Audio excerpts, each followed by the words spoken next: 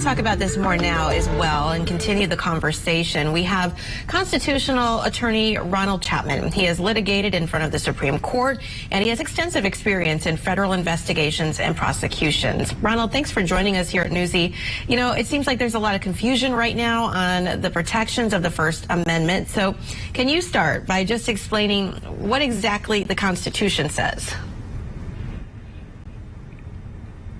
Absolutely, and thank you so much for having me. Well, first, the Constitution really applies to govern speech between or speech regulated by the federal government in this case. And so when we look at content moderation on social media, the First Amendment isn't really the question that we should be asking about. The First Amendment certainly would protect an individual's right to speak and prevent the government from impinging upon that.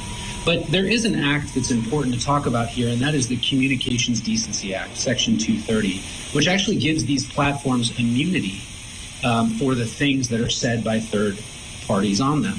And so I think when people are talking about moderation, they're talking about modifying Section 230 in this case to maybe require more content moderation. So that being said, then, do social media companies have a legal responsibility to moderate that content? In that same vein, remove certain types of speech from their platforms? Certainly, they do. They first have an obligation to prevent hate speech, to prevent lewd images from appearing on those sites. And if they're hosting a platform, they have a duty to make sure that those things don't appear on it.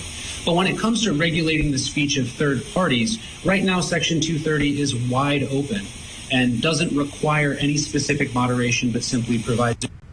I think in 2021, Mark Zuckerberg actually spoke in front of Congress, and one of the things that he mentioned was he believes that 230 should be modified to require some reasonable moderation by these content platforms. Thankfully, certain platforms such as Twitter, Facebook, Instagram have been self-moderating and trying to find out where they fit in this moderation cycle, but it's been difficult given the absence of any clear government regulations.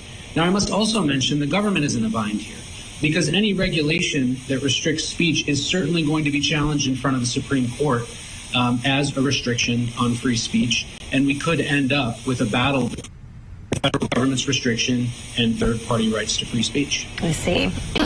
Well, the FCC can take action against companies for hate speech, but how high is that bar before someone is reprimanded, and really how severe of a penalty would we be talking about with the FCC?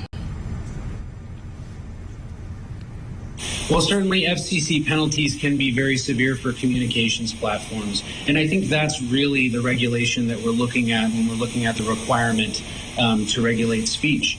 If Twitter, Facebook, Instagram fall outside of FCC regulations for the things they push out, they can certainly be subject to punishment. However, 230 still stands in place to protect the speech of third parties. And would allow third parties to say certain things on the platform which the public may be concerned with. So certainly some change of Section 230 would be required in this case. It's been around since, I believe, 1996 and hasn't been modified.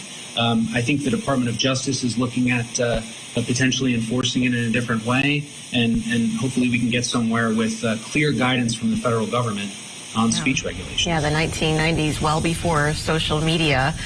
Constitutional attorney Ronald Chapman, thank you so much for your insight tonight. We appreciate it.